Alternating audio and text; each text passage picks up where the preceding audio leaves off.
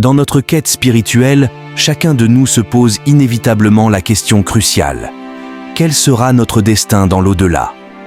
L'idée d'accéder au paradis, cette demeure d'une félicité sans fin où règne le bonheur ultime, la sérénité et l'accomplissement de tous nos désirs les plus profonds, est un objectif que nous chérissons tous. Avant de plonger dans cette réflexion profonde, permettez-moi de vous souhaiter la bienvenue sur la chaîne Sagesse du Coran. Ici, nous explorons ensemble la lumière et la guidance que le Coran offre à nos vies. Si vous cherchez à enrichir votre compréhension et votre pratique de la foi, vous êtes au bon endroit.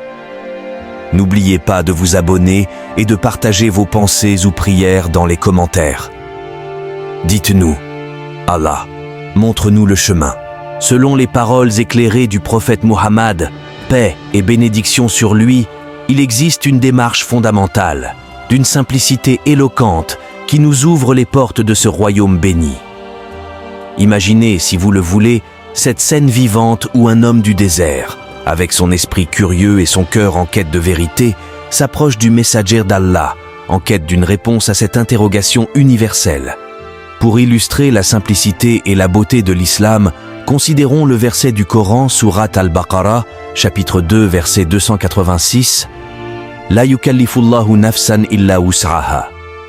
Allah n'impose à aucune âme une charge supérieure à sa capacité. Ce verset nous rappelle que les commandements d'Allah sont conçus en harmonie avec notre nature et nos capacités. Allah, dans sa sagesse infinie, connaît les limites de chaque individu et ne demande de nous que ce que nous pouvons réellement accomplir. Cela souligne la miséricorde et la compréhension d'Allah envers ses créatures, nous encourageant à nous engager dans notre pratique religieuse avec confiance et sérénité, sachant que notre Créateur ne nous demande que ce qui est à notre portée. Le dialogue entre le prophète et l'homme du désert révèle non seulement la clarté et l'accessibilité des préceptes islamiques, mais nous invite également à réfléchir sur la nature fondamentale de notre relation avec le divin. L'islam ne nous submerge pas sous une avalanche d'exigences inatteignables ou de rituels obscurs. Au contraire, il nous guide vers un chemin de foi clair, ponctué par des actes d'adoration qui ancrent notre vie quotidienne dans une pratique spirituelle riche et significative. En se concentrant sur les piliers de l'islam, la shahada, profession de foi, la salat, prière, le zakat, aumône, le saoum, jeûne de Ramadan, et le hajj, pèlerinage à la Mecque, nous posons les fondations d'une vie édifiée sur le roc de la foi et de la soumission à Allah. Ces piliers ne sont pas seulement des obligations rituelles, ils sont les expressions vivantes d'une foi qui nous transforme, nous purifie et nous élève spirituellement. Le récit de l'homme du désert, simple mais profondément significatif, résonne comme un appel à tous les croyants à embrasser l'essence de l'islam avec cœur et âme.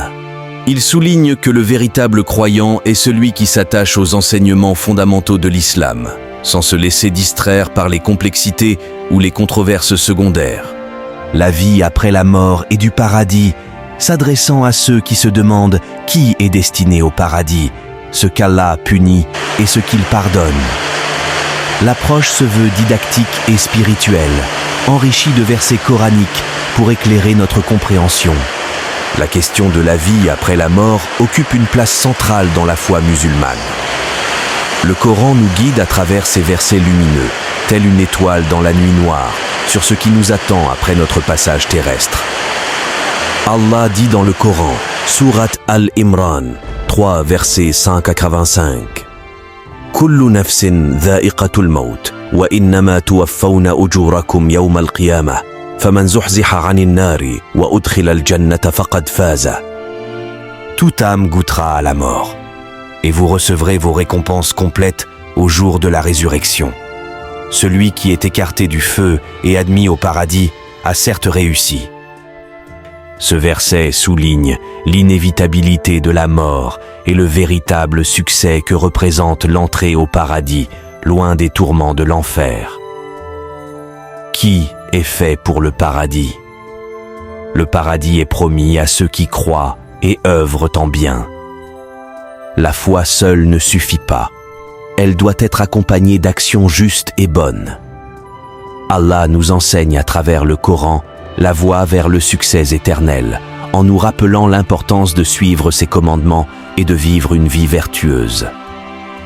La miséricorde d'Allah est immense et embrasse tout. Il pardonne à tous ceux qui se repentent sincèrement, quel que soit leur péché, à l'exception du shirk, l'association d'autres divinités à Allah. Allah dit dans sourate An-Nisa 4:48 « Inna Allah la yaghfir an yushraka bih, wa yaghfiru ma duna dhalik, liman yasha'u » Allah ne pardonne pas qu'on lui associe des partenaires, mais il pardonne tout autre péché à qui il veut. Ce verset nous rappelle la gravité du shirk tout en soulignant l'étendue de la miséricorde divine.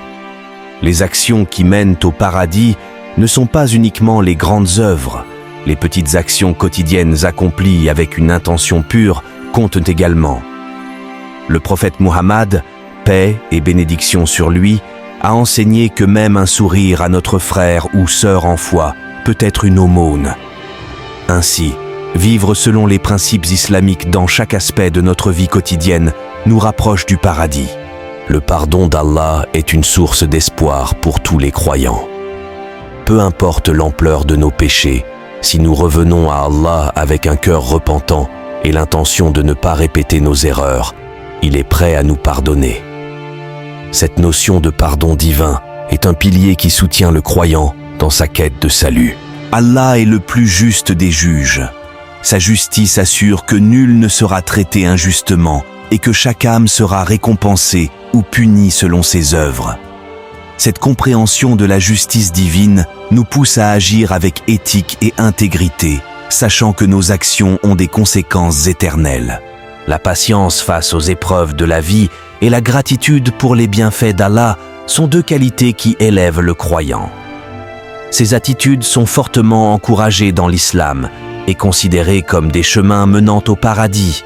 La vie après la mort n'est pas seulement une croyance, mais une réalité vers laquelle nous nous dirigeons tous. Préparer notre âme par la prière, la zakat, le jeûne et de bonnes actions est essentiel pour réussir dans l'au-delà. Ce rappel précieux nous invite à réexaminer nos vies à la lumière des enseignements islamiques, à purifier nos intentions et à renouveler notre engagement envers notre foi. Que ce récit soit une source d'inspiration pour nous tous, nous incitant à œuvrer avec zèle pour mériter le paradis et à vivre selon les principes de justice, de compassion et de piété qui sont au cœur de l'islam. Merci de nous avoir rejoints sur Sagesse du Coran. Partagez vos réflexions et vos prières dans les commentaires ci-dessous. Que Allah nous guide tous sur le chemin de la lumière et de la vérité.